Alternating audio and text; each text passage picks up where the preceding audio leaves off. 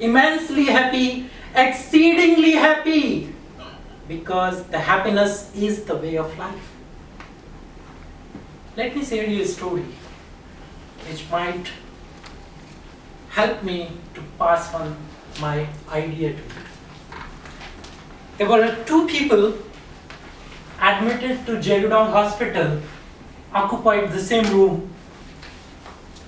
The one person named John was closer to the only window in the room, was allowed to sit only 1 hour in the evening so that he could drain the fluid from his lungs.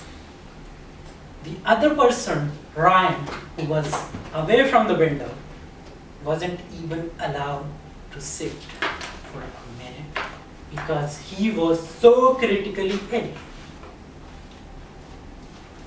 John, closer to the window, 1 hour when he was allowed to sit, he could look over the window and could see a few things. The poor fellow Ryan, lying flat on the bed all the time, was so bored. He looked at John. John, you're lucky. You could even look from the window, and that probably makes your day. What I'm doing here, I'm just lying flat on the bed. I'm so bored. Hey mate, can you please help me to tell what things you see from the window? John said, why not? I have the opportunity, so I can tell you. Well, my mate, I see a park outside the window. There is a beautiful lake in it. Swan, ducks, all are swimming in it. Small children playing with their paper boats. I can see the lovers are roaming around the park with holding hand in hand. John was describing the scene out of the window as if he was painting a picture. Ryan, on the other hand, he was so engrossed in his imagination and thinking the things happening in front of him.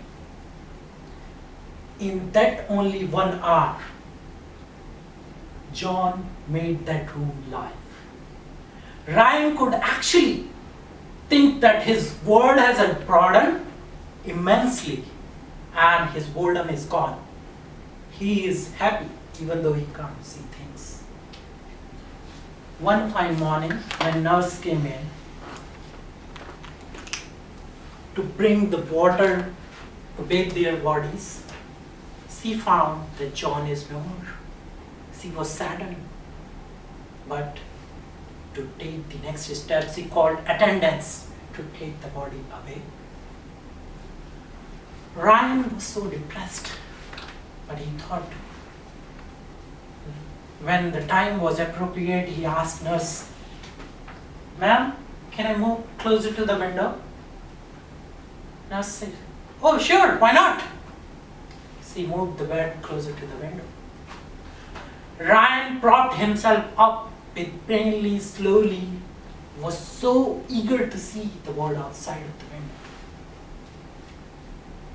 As he saw, he was taken aback. There was a white wall outside the window. Ryan waited for nurse to come next day and asked, ma'am, John used to tell me so much about the things he used to look outside the window. All I can see this white painted wall from the window. What compelled John to tell me all these false things, which is not there? Nurse says, Ryan, you were so critically ill, bored all the time. Maybe John thought to cheer you up, to make you happy. Ladies and gentlemen, my one personal goal is to make others happy, irrespective of my own circumstances, irrespective of my own situation. You cannot change your situation, but you cannot put those situations on others person. You can make others' life happy, irrespective of your situations. Because sorrows, if you share, is half. But the happiness, if you share, is double. It's the same way if you light a candle with another candle, it doesn't mean the light of the other candle has to divide. So happiness is the double, sorrow is not. Today, when you go back home, I would like you to lie down on the bed. Close your eyes and let this thought run in your mind. What makes you truly happy? What makes you extremely happy? What makes you immensely happy? What makes you exceedingly happy? Over to you.